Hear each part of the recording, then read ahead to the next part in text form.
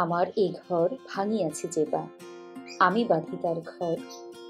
আপন করিতে কাঁদিয়া বেড়াই, যে মোরে করেছে পর। ওয়েলকাম করছি ফরিদপুরের গোবিন্দপুর গ্রামে পল্লীকবি জসিমউদ্দিনের বাড়ি থেকে।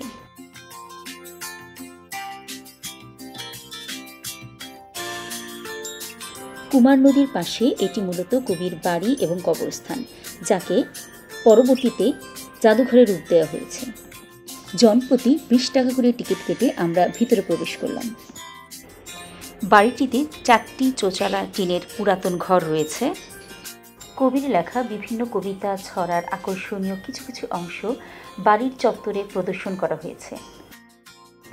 এছাড়াও পুরো বাড়ির আঙিনা জুড়ে রয়েছে কবির ও তার পরিবারের কর্মজীবনের বিশিষ্ট ব্যক্তিবর্গের সাথে ছবি। আঙিনা জুড়ে যে বাড়িগুলো দেখছেন সেগুলো মূলত কবির ছেলেদের। এই ঘরটিতে বসে কবি তার অমর কীর্তি সুজন বাদিয়ার ঘাট রচনা করেন। আঙিনা জুড়ে অসংখ্য গাছ, রোদ ছায়ার খেলা, ঝিরিঝিরি বাতাস, সব কিছুই যেন পল্লী কবির পল্লী গায়ের কথাই মনে করিয়ে দেয়।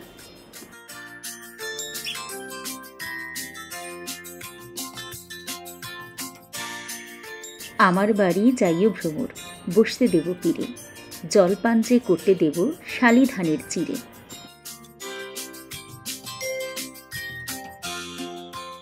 এটা লাইব্রেরি। চলেন লাইব্রেরির ভিতরটা দেখে আসি।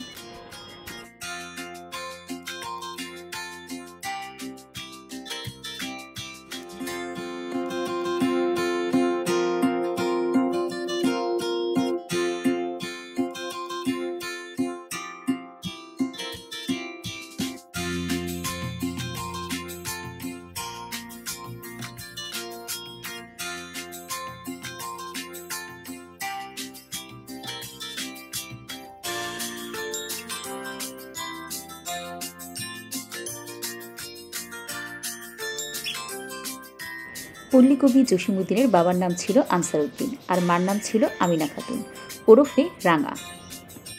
বিশিষ্ট রাজনীতিবিদ ব্যারিস্টার মওদুদ ও উপদেষ্টা তৌহিদ ইলাহি তার 2 মেয়ের জামাই। তিনি একাধারে একজন কবি, গীতিকার, ঔপন্যাসিক ও লেখক। সাহিত্যে অসামান্য অবদানের জন্য বাংলাদেশ সরকার তাকে 21 পদক ও স্বাধীনতা পুরস্কারে ভূষিত করেন। এর পরবর্তীতে তিনি বাংলা একাডেমি সাহিত্য পুরস্কার পান, কিন্তু প্রত্যাখ্যান করেন।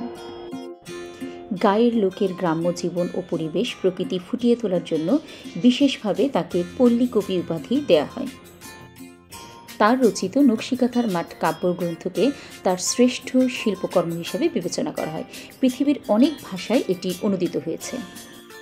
বাংলার বিখ্যাত লোকসঙ্গীতের গায়ক আব্বাস উদ্দিন তার সহযোগিতায় কিছু অবিস্মরণীয় লোকসঙ্গীত নির্মাণ করেন, বিশেষত ভাটিয়ালি গান।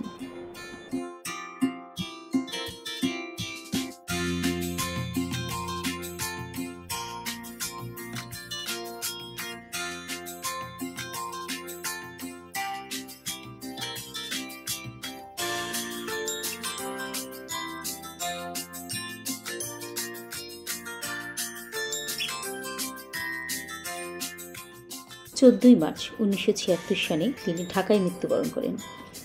কবির শেষ ইচ্ছা অনুযায়ী এই বাড়ির উত্তর দিকে দাদির কবরের পাশে তাকে দাফন করা হয়। কবির প্রতি সম্মান রেখে আজ বিদায় নিচ্ছি। দেখা হবে নেক্সট কোনো ব্লগে। টিল দেন, আল্লাহ হাফেজ।